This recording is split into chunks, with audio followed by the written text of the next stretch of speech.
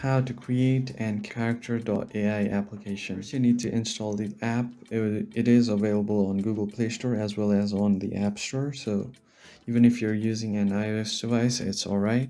You can just open the app right here and you will be greeted with this page, something like this.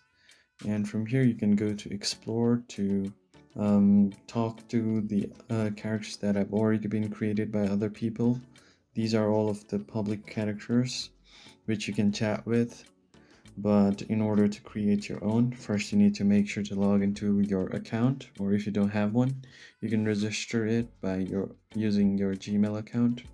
And now just tap on create. You can create different types of characters, group chats, persona, and voice. So in order to create your character, just tap on character, give your character a name, something like this, and you can describe what your character looks like, something like this. And once you describe your character, it will generate it for you. So just tap on generate it for me, and system will suggest you a voice as well for your character.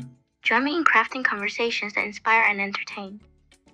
So you can even change the voice if you want, but you can continue with it.